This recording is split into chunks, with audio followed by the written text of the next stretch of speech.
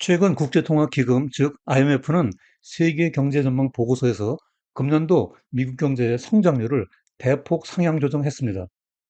또한 소매 판매와 산업 생산도 예상을 뛰어넘는 강세를 보였는데요. 실물 경제의 이러한 확장세는 좋은 소식이었으나 금융시장에서는 나쁜 소식이 되었습니다. 소매 판매가 발표되던 날 채권 시장에서 10년물 국채 금리가 4.5%대를 돌파하고 주식시장에서는 S&P 500 지수의 50일 선이 붕괴되었습니다. 설상가상으로 3월에 물가 지표가 일제히 상승세를 보이는 가운데 인플레이션의 고착화 가능성에 대한 우려가 크게 확산되고 있습니다. 이에 따라 연준의 금리 인하에 대한 기대감이 급격히 식어가고 있고 심지어 금리 인상에 대한 우려감이 고개를 들고 있습니다. 따라서 오늘 포커스 경제톡의 주제는 미 경제 확장세 지속, 인플레이션 고착화, 금리 인상론 급부상입니다. 오늘의 이슈 포인트는 IMF 경제 전망과 권고 사항, 고물가 뉴 노멀 시대 도래, 그리고 변동성 확대와 리스크 관리 등의 순서로 살펴보도록 하겠습니다. 자, 이제 그러면 그 상세한 이야기 속으로 들어가 보겠습니다. 안녕하세요. 포커스 노톡의 우보 박사입니다. 지난주에는 제가 건강이 좀 좋지 않아서 영상을 올려드리지 못해 죄송합니다. 오늘은 먼저 최근 IMF가 발표한 세계 경제 전망 보고서의 핵심 포인트를 요약하고 시작해 보도록 하겠습니다. 이 표에서 보듯이 금년 중 세계 경제는 3.2% 성장이 예상되고요. 선진국 평균 1.7%의 성장이 기대되고 있는데 반해 미국 경제는 2.7%의 성장이 예상되고 있습니다. 이는 지난 1월에 비해 0.6%포인트 상향 조정된 것으로서 미국 경제의 나홀로 성장이라는 말이 나올 정도입니다. 참고로 우리나라는 올해 2.3% 성장할 것으로 기대되고 있습니다. IMF는 세계 경제에 대한 총평에서 인플레이션과의 싸움은 대체로 옳은 방향으로 가고 있으나 너무 일찍 긴축을 완화하여 승리를 선언하면 안 된다. 시장의 과도한 기대를 억제하면서 국가적 상황에 맞춰 통화 정책 정상화 속도를 조정해야 한다라고 강조하면서 완화적 금리 정책에 대한 신중한 접근을 권고하고 있습니다. 그러면 미국 실물 경제의 확장세를 부문별로 좀 더 구체적으로 살펴볼까요? 여기 그래프에서 보듯이 3월 소매 판매는 전년 대비 4% 상승했고요. 전월 대비로는 0.7% 증가하여 시장의 예상치를 2배 이상 뛰어넘었습니다.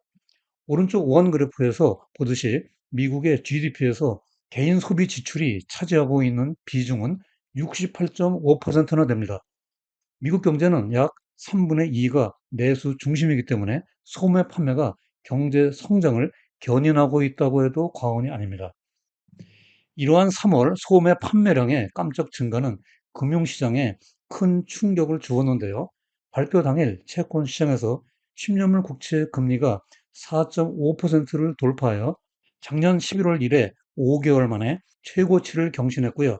지금은 4% 후반에서 등락하면서 5%대 접근을 시도하고 있습니다. 뿐만 아니라 3월 제조업의 산업 생산도 시장의 예상치 2배를 웃돌아 전월 대비로 0.5% 증가했습니다. 설비 가동률도 78.4%에 달해 전월보다 높아졌고요. 앞에서의 소매 판매 증가와 함께 산업 생산의 호조세는 총 수요와 총 공급이 균형을 유지하면서 선순환되고 있는 미국 경제의 견조한 모습을 보여주고 있다고 할 수 있겠습니다. 이에 따라 최근 애틀란타 연은의 GDP 나오는 금년 1분기 GDP 성장률을 2.9%로 상향 조정했습니다. 미국의 GDP는 2022년 전반부에 마이너스 역성장을 기록했으나 그 이후 연평균 2% 내외의 연속적인 성장세를 이어왔습니다. 앞으로도 고용시장에 큰 충격이 없는 한 이러한 확장세가 계속될 것으로 예상됩니다. 다만 연준이 정책 금리를 11번이나 인상하여 조달 비용이 크게 상승한 제약적 상황에서 고금리가 장기적으로 유지되는 경우 경기 둔화 또는 경기 침체의 가능성은 상존해 있다고 할 수 있겠습니다. 이와 같이 실물 경제가 호조를 보이고 있는 가운데 지금까지 발표된 3월 물가 지표가 일제히 강세를 보였습니다. 먼저 지난주에 나온 소비자 물가 지수, 즉 CPI는 전년 동기 대비 3.5% 상승하여 기대치를 상회했고요. 이어서 발표된 생산자 물가 지수, 즉 PPI도 전년 동기 대비 2.1% 상승했습니다. 이러한 PPI 결과는 시장의 기대치보다는 낮았으나 2023년 4월 이래 11개월 만에 가장 높은 수준입니다. 수입 물가도 전년 대비 0.4% 상승하여 소폭이기는 하지만 기대치를 상회했습니다. 결과적으로 4월 들어 발표된 모든 물가 지표들이 뜨거운 상승세를 보임으로써 연준의 금리 인하에 대한 기대감이 급격히 후퇴하게 되었습니다. 이상의 물가 지표들을 좀 더 구체적으로 살펴볼까요? 먼저 대표적인 물가 지표인 CPI는 전년 대비로 헤드라인 3.5%, 근원 기준으로는 3.8% 각각 상승하여 시장의 예상치를 웃돌았습니다. 1, 2월에도 CPI가 기대보다 높게 상승했으나 계절적 요인으로 해석하여 처음에는 연준 의원들조차도 이에 대해 크게 신경을 쓰지 않는 모습이었습니다. 파월 의장 자신도 인플레이션 데이터가 울퉁불퉁하지만 연준이 목표로 하는 2%를 향해 내려오고 있다고 평가했습니다. 그러나 3월 CPI마저 예상보다 이렇게 강하게 나오자 추세적인 상승일 수도 있다는 생각이 확산되었습니다. 더군다나 작년 하반기부터 CPI가 끈적끈적해지고 팬데믹 이전에 2% 내외에 머물던 물가 지표가 3% 이상에서 횡보하자 고물가의 뉴 노멀 시대 도래 또는 인플레이션 고착화에 대한 우려감이 시장에 광범위하게 확산되기 시작했습니다. 여기에다 다음날 발표된 생산자 물가 지수, 즉 PPI도 이전과 같은 물가 불안을 잠재우기에는 부족했습니다. 즉 전년 기준으로 2.1% 상승하여 시장의 예상치보다는 낮았으나 2023년 4월 이후 11개월 만에 가장 높은 수치를 기록했습니다. 오히려 근원 기준으로는 예상보다 높게 2.4% 상승했고 최근 3개월간 오름세를 이어갔습니다. 종합적으로 여기 블룸버그의 자료에서 보듯이 시장의 기대치보다 높게 나오는 깜짝 인플레이션의 데이터가 추세적으로 상승하고 있습니다. 여기서 초록색 선이 인플레이션, 그리고 빨간색 선이 다른 주요 매크로 데이터의 서프라이즈 지수를 각각 나타내고 있는데요. 지난해 연말부터 현재까지 두 데이터가 모두 지속적으로 우상향하고 있는 추세적 모멘텀이 확인되고 있습니다. 다만 연준이 금리 정책 수립 시 가장 중시하는 개인 소비 지출 3월 PCE 물가는 아직 발표되지 않았는데요. PCE는 생산자 물가지수 항목의 데이터에 기반하여 산출되고 주거비의 가중치가 작기 때문에 CPI보다 낮게 나올 가능성이 높습니다. 따라서 앞으로 4월 25일에 발표되는 PCE 결과에 주목해 보아야 하겠습니다. 만일 PCE 물가 역시 기대 이상으로 높게 나온다면 인플레이션의 고착화 가능성이 굳어지고 연준 의원이나 시장에 큰 충격을 줄 수 있기 때문입니다. 이상에서 살펴본 대로 미국 경제의 확장세가 지속되고 금년 들어 인플레이션 지표가 일제히 상승하자 파월 의장의 생각이 크게 달라진 것 같습니다. 파월 의장은 지난 화요일 워싱턴에서 개최된 한 포럼에 참석하여 연설을 했는데요. 이 자리에서 금리 인하에 대한 기대의 다이얼을 되돌리기 시작했습니다. 설상가상으로 그는 지난해 말부터 보여줬던 비둘기파적 모습은 온데간데없고 매파적 발언을 서슴지 않았습니다.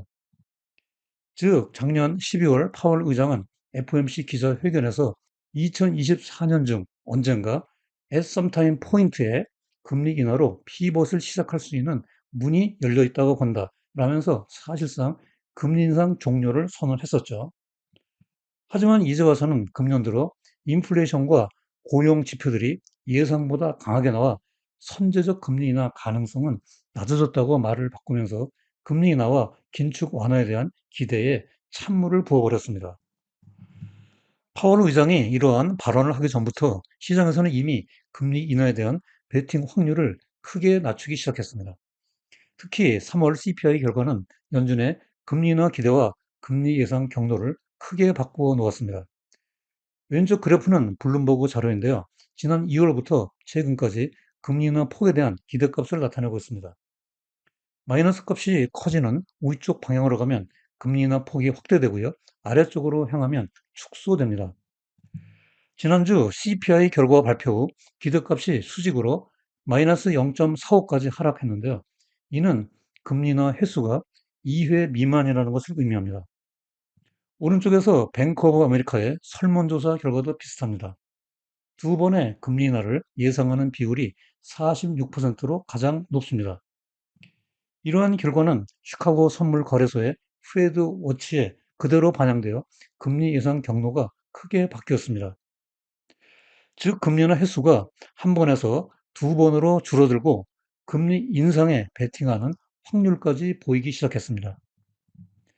실제로 일부 시장 전문가와 이코노미스트들 사이에서 인플레이션이 3%대에서 고착화되면 금리 인하가 아니라 금리 인상을 심각하게 고민해 봐야 한다는 목소리가 높아지고 있습니다. 전직 재무부 장관과 하버드대 총장을 지낸 레리 서머스 박사가 대표적인데요.